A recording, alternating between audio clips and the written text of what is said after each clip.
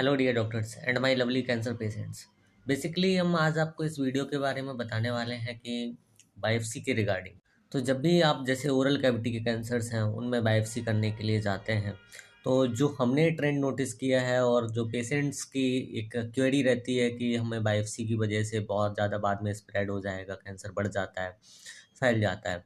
तो as per my observation, उन cases में जैसे कि ल्यूकोप्लेकिया हो रखा है और अभी कंफर्मेटरी कोई केस है नहीं, हमें आप विजुअलाइज करके हम आपको देख सकते हैं कि इसमें आपका कैंसर है या नहीं है। तो हमें सब साफ दिख रहा है कि अभी ल्यूकोप्लेकिया है, प्री कैंसरस स्टेज है, या एरिथ्रोप्लेकिया है, प्री कैंसरस स्टेज है। तो उस केसेस में मैंने जो नोटिस किया, अगर हम बायोप्सी कर देते हैं तो कैंसर के होने के चांसेस बढ़ जाते हैं और कैंसर हो भी जाता है काफ़ी बार, स्क्वेमस सेल कार्सिनोमा वाला। तो जो पेशेंट्स का डर है वो बिल्कुल गलत नहीं है।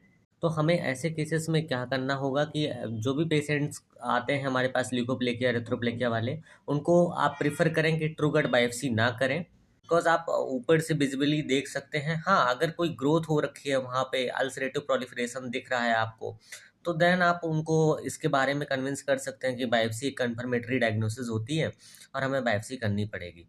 बट अगर आपको प्रिलिमिनरी दिख रहा है कि अभी कैंसर हुआ नहीं है, तो ऐसे केसेस में आपको बायोप्सी नहीं करनी है।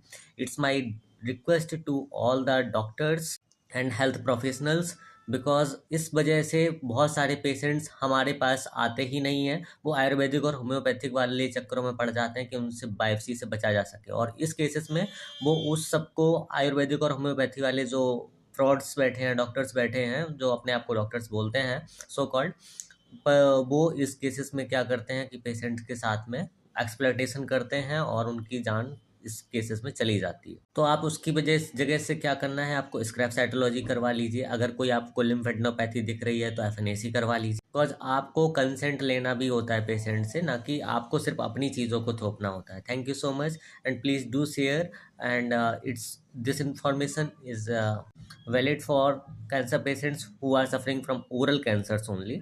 स्पेशली कुछ केसेस में तो हम बायोप्सी रिकमेंडेड भी नहीं है as per the American cancer society, जैसे कि नेजोफेरेंजियल कार्सिनोमा हो गया, उनमें हम सीसीटी के केसेस से ही हम बेसिकली स्टेजिंग कर लेते हैं और उसी हिसाब से ट्रीटमेंट करते हैं। Thank you so much.